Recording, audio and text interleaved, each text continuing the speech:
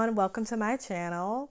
Today we're going to be doing a deep book discussion of The Language of Thorns. Specifically, we're going to be focusing on the story Ayama and the Thornwood. So this is very similar to Beauty and the Beast and Cinderella, and this is my second favorite story in the book. So in this particular story, some common themes in the book include physical appearance and attractiveness, as well as the power of stories and conversation, as well as the importance of honesty and telling the truth.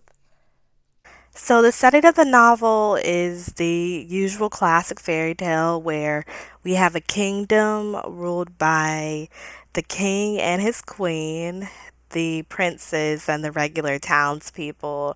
And the king's second son is born basically with the body of the beast and with blood red eyes. And he basically to have a wolf baby. So he's put in a labyrinth, he's starved to death, and is not given any attention. And then we also have the other setup in the story where we have a poor farming family where Kima, Yama's older beautiful sister, lives, and then Ayama, who is the main character, is the second daughter and is far less attractive than her beautiful older sister Kima. And her parents were so embarrassed by her. They bid her to speak less and they filled her with chores, and her family just does not appreciate her. There have been countless studies on the benefits of speaking to and reading to your children, including increased concentration and discipline, improved language skills, and it forms an incredible bond with your children. And children who are read to and spoken to a lot do better in school. Mazil, which is Ayama's grandmother, she is the character that I think, in my opinion, seems to care about her the least. She's the one that suggests that Ayama is the one to be the king's messenger and to relay all these messages of negotiation to the beast, and while her other family seems to be hesitant about it. And she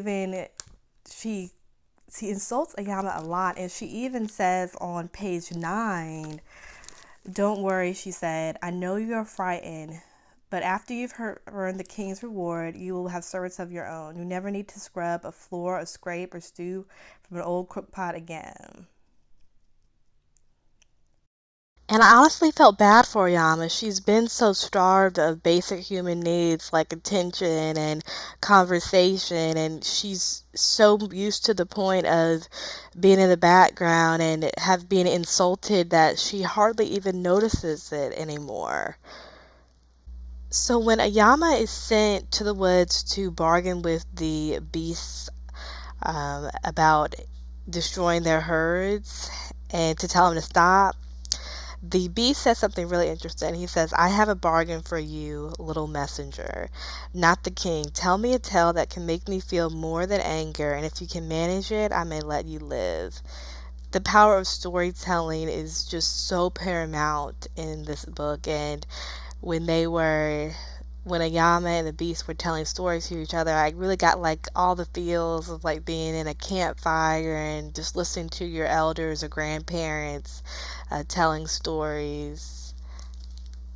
So the second time Ayama goes to visit the Beast and tells him to stop destroying the crops, Ayama just can't wait to hear him say, "Tell me a tale that can make me feel more than anger. Perhaps I will, if it pleases me, I may let you live." From page 29, she's so excited and she says this was an invitation Ayama had been waiting for. And she realized that in all the silent days and the nights since she left the wood, she'd been storing up words to offer the king's son. So important. Listening is really one of the greatest gifts that you can give anybody. So another theme in this book is not only power of speaking, but the power of listening. And one of the reasons why the Beast and Ayama bond so much is because he's like the only person that has taken the time to listen to her. And in the book, he goes, she even says, the beast might shout and snarl, and he might well devour her, but at least he'd been interested enough to listen to her speak. So, such a a G moment in the book was when Ayama and the beast returned to the castle to tell the kingdom and their people that really everything that has happened is a result of the king and not necessarily the beast's fault. And she's, the king is saying, no, she's telling lies, this is treachery, and she continues to say that she speaks the truth. And they're trying to attack her, and and kill her with their daggers and their weapons, and she just stands there unharmed. She's, in normal eyes, a monster, just like the beast is.